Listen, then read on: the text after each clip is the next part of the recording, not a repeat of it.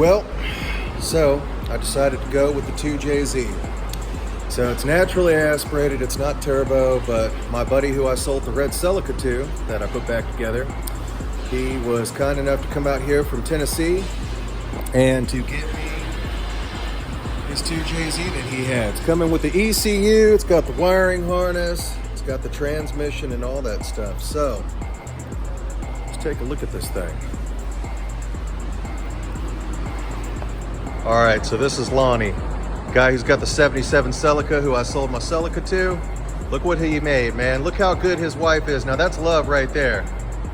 Got the 86 Celica GTS mug. Well, it's 87, but you get the idea. That's the engine. So yeah, thank you, sir. Appreciate it. So we're gonna unload this thing. We're gonna get it down and we'll keep you posted.